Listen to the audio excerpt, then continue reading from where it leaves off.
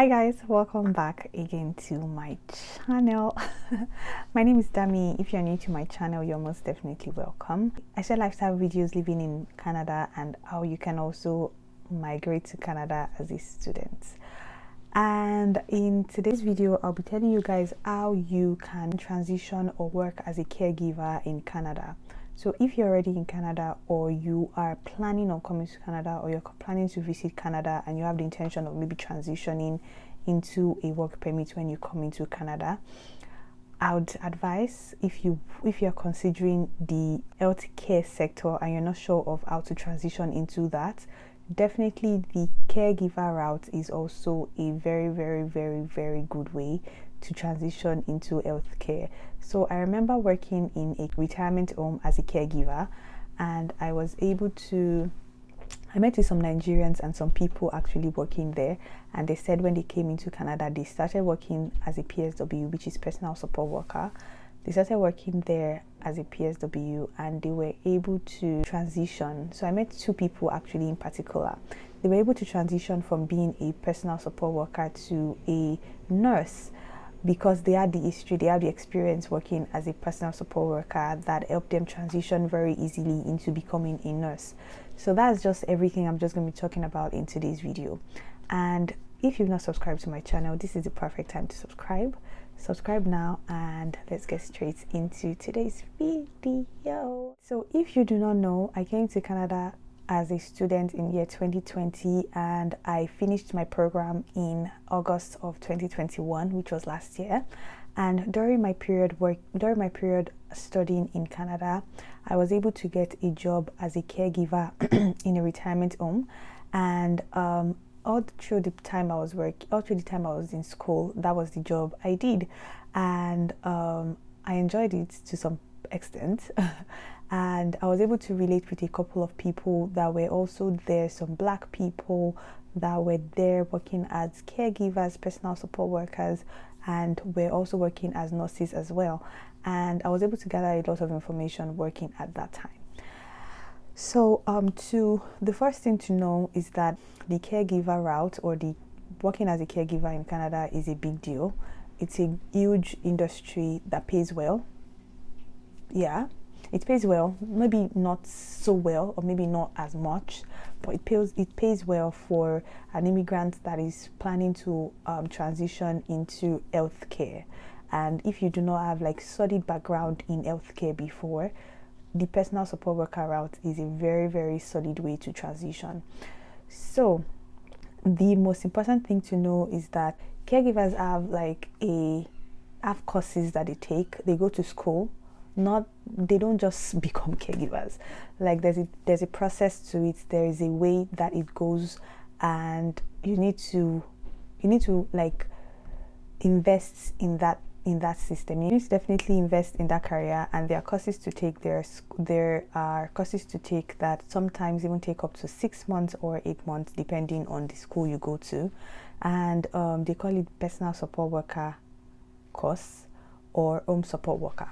So you either take personal support worker, home support worker, or early childhood care or something like that. I can't remember what the course is called.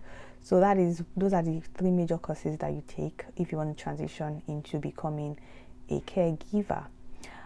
But there are some other things you can also do as well if you don't want to go through the process of taking that course at the beginning when you're trying to transition, because it takes time. Those ones take up to minimum of 5 months to take those courses. So the personal support worker course is general, so it touches on a lot of things. It touches on the childhood education or childhood care. It touches on home care and CPR, all those kind of stuff, first aid and things like that.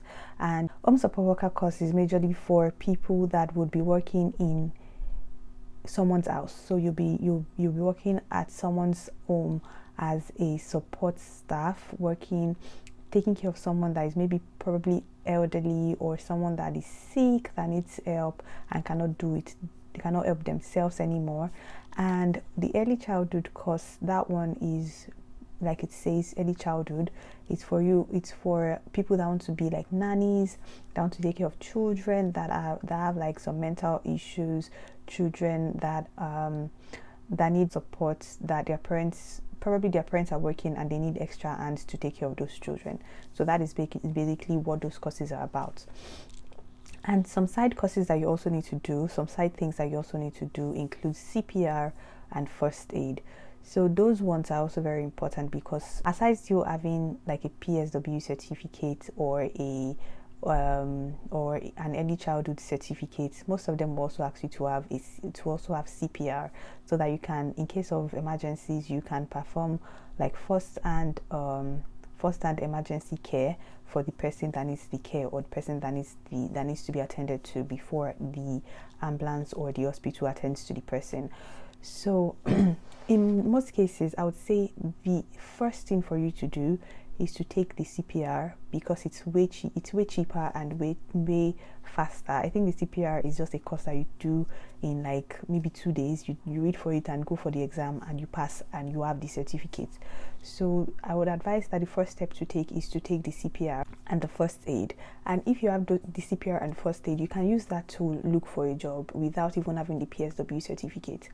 But what you would do at that time is to go to look for either a retirement home or someone that is willing to employ you, but is willing to train you and sponsor you to go for your PSW certificate. But I will definitely come back to that. I'm taking it gradually, and the next step before that, the next thing I would advise you to do if you're transitioning into the caregiver route or the caregiver field, and you want to transition from there into healthcare, I would say that you should try to volunteer. Put your ears down, just listen to when people are talking, and you probably just hear someone say, oh, there's someone that needs someone to live with them that would take care of their children, or there's someone that needs someone to take care of their grandma. And you can just tell them that, oh, I'm in school right now, and I'm free sometimes. I'm willing to come maybe twice in a week to take care of that person, just to assist. Sometimes it's just companionship, especially if it's an elderly person. Just to with the person, sit down and keep the person company.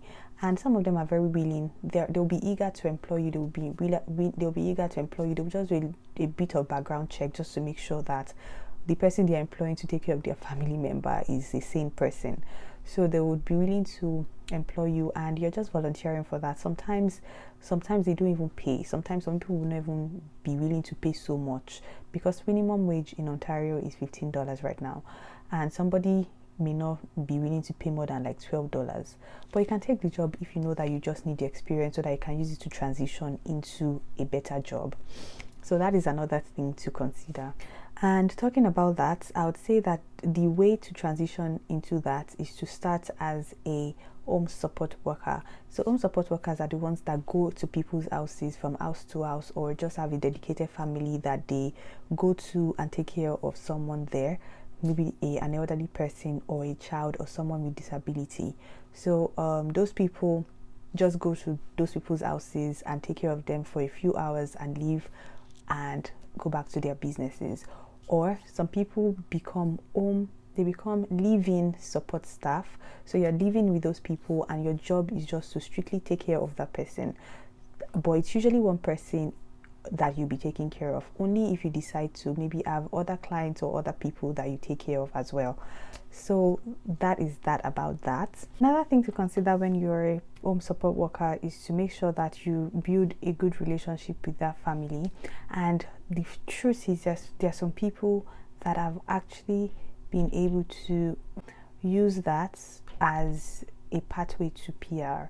So that family will just develop so much interest in the person, just because maybe you are good with their child, or you're good with their grandma, or they just become very fond of you, that they want you to be their personal living staff for a long time, and use that to get a work permit, and you're living with them and working with them. But the only downside to that is that you will be restricted. So you'd only be able to work with that family, and even if you're not working with that family anymore, you would only be able to use your work permit to work in that field, in that industry, like in the caregiver field, which not everybody wants to do that. You want to have the flexibility to work for different employers, right? So I would not even advise that. So the last thing I would say, the last advice I would give is that if you're trying to transition into that industry and you don't want to have to spend so much money, you don't want to have to go through the process of doing a PSW certificate for months and months and months, and going to do CPR for months and months and months, or doing all those plenty stuff, I would say look for a company, look for a retirement home or an health facility that is willing to train you. There are so many retirement home or healthcare places that are willing to train people that want to work as caregivers. So they'll give you the certificate, you work for them. Sometimes they give you the clause of having to work for them for up to a year or like 6 months after getting your certificate. But they train you, you get the certificate, and after getting the certificate, you don't even pay for it. You don't pay for the certificate. They train you from their company's pocket, and you're able to work for them for a long period of time and get your certificate. And if you decide, you can go somewhere else after you're done working with them, and you use that same certificate to work somewhere else. So it's a win-win, right? And if eventually you decide to stop or quit working, if you decide to quit working as a personal support worker and you want to transition into a bigger career or something more career oriented, you can definitely transition into becoming a nurse.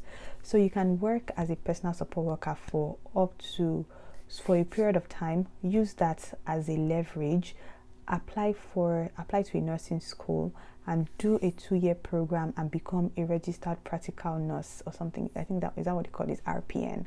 So you go to nursing school for 2 years, and you still have the opportunity to be working as a personal support worker when you're in school, when you are in the nursing school. So you work in the nursing school you go to nursing school for 2 years, and after 2 years you become a registered practical nurse. And yeah, so if you decide to do a 4 years, like standard 4-year program, you become a registered nurse that can work anywhere, and registered nurses even get more money than registered practical nurses. So yeah, and I hope this video has been helpful to someone that needs to hear about it, because a lot of people ask me about how I was able to work as a caregiver in Canada, blah blah blah.